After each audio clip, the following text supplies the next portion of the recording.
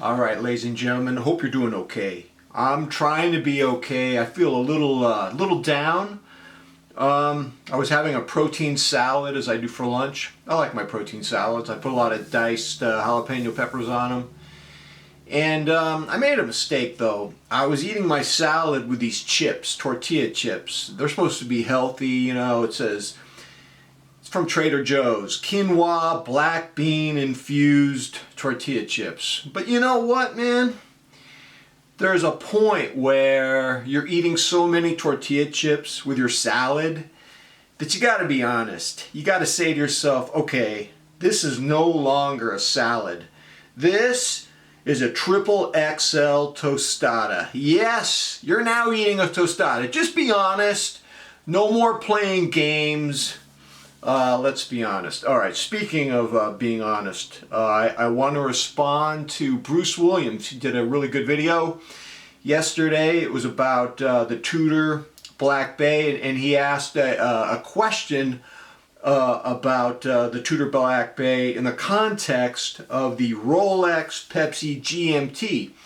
He said, you know, should you go on that hunt for the Rolex Master GMT, or should you listen to the cerebral side of your brain and get a less expensive substitute? And he was pretty much saying that as a watch enthusiast, and non-watch people won't understand because they don't understand us. This video is only for us. If you're not into watches, you don't know anything I'm talking about.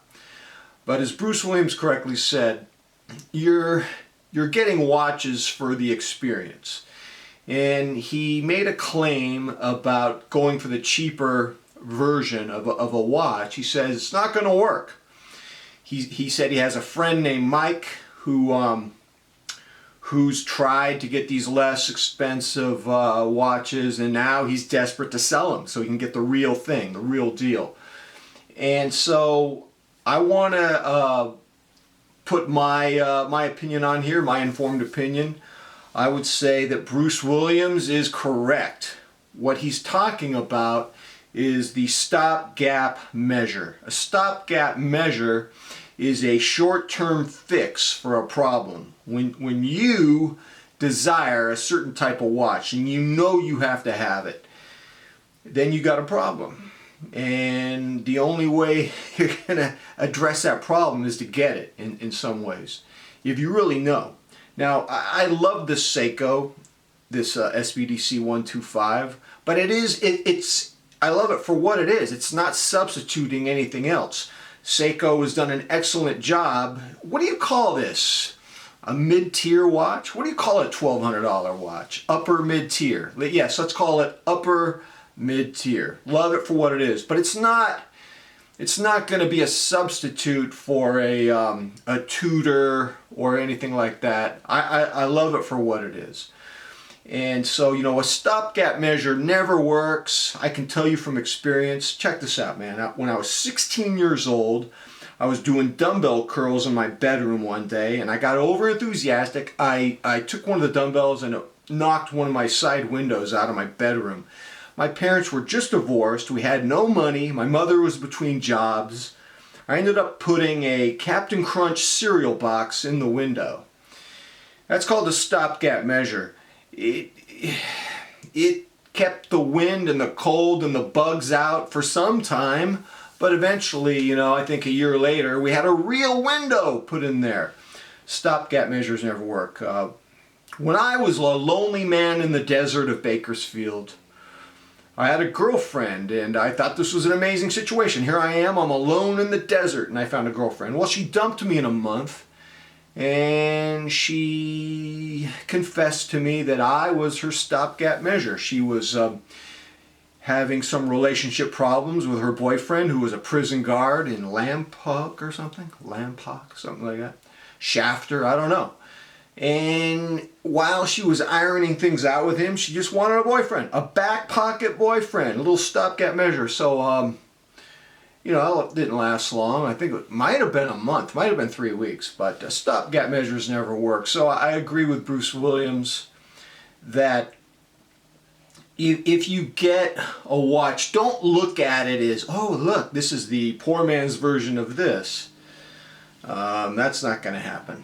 So that was one of the things I want to talk about today. The other thing I want to talk about today are the things I hate about being a watch enthusiast. There are 3 things I just can't stand it. I wish I wasn't a watch enthusiast, and maybe I should add this to my list. I didn't even choose to be a watch enthusiast. And if you're a watch enthusiast, you know this. And you also know that non-watch people don't understand us. When we say, look, man, I'm not trying to do this, man. This just, it's disgusting. And I just want to share that with you. But so, here's some things I really can't stand about being a watch enthusiast. Number 1, I have this irreconcilable conflict as a watch enthusiast, as a watch collector.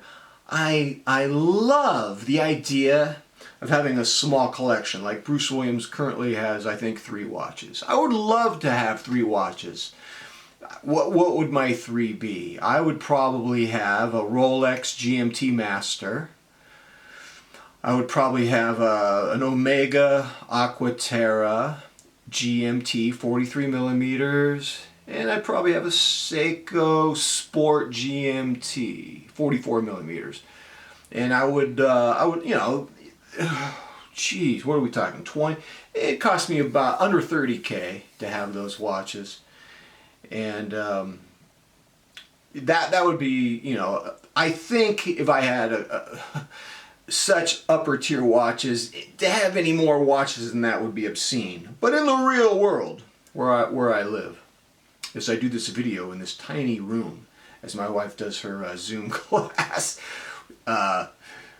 in the real world, what I find is this conflict between this. I just love the idea of having a small collection and bonding with watches, and I currently have 9 watches in my collection. I have 5 quartz watches, many of those solar.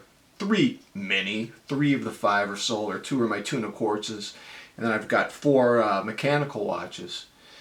And the thing is about me, but I'm always curious for new stuff. New stuff comes out, FOMO. I like the new stuff too, and I've never been able to reconcile that conflict between loving a small collection but being so curious and wanting new stuff. People say, oh, just flip. Well, you know, flipping's easier said than done. I mean, I don't know. So I don't like that. Number 2, I don't like it when non-watch people think that my love of watches is about bling, is about conspicuous consumption. It's not in the slightest. To concur with Bruce Williams in his video yesterday, he took his daughter out, a daddy-daughter date, and he was wearing his Holy Grail, beautiful blue dial watch, and he did a lot of sacrifice to get that watch. I can't even remember the name of it, but he, you know, he said, it was an experience, and for a watch person, we're really interested in the experience, a smile on our face. I remember in 2000, I had a neighbor at the condo in Redondo Beach. She was about 50 years old. Her husband had just dumped her. She was going through a divorce, and she bought the new Volkswagen Beetle, you know, 2000 Beetle, and it had a flower in it. They always came with flowers, and you know, she told me, this gives me energy. I smile every time I sit in my new Volkswagen Beetle. People felt that way about the Mini Cooper around 2002, 2003. And I get that way about watches. And I don't care about bling. I don't care about prestige or power jewelry. I really love wearing a watch. And now we're going to get to the thing about watches that I hate the most. I really wish I wasn't even into watches because of this. And you tell me if you share this too. I can barely talk about it. So I love this watch, love my collection. I got 9 in my rotation, love them all. I think my best looking watch of all of them, just in terms of sheer looks, is my Seiko Tuna, the all polished stainless one, the 033. I think if I had to just say there's one watch, just looks amazing. I mean, the cyan blue looks amazing, but I don't know. But I think that tuna would win the contest. But what I can't stand is that no matter how much I like my watches, it never ends my desire for new stuff. And I can't stand that because that makes me anxious. Because when you're always wanting new stuff, there's going to be a question in the back of your head.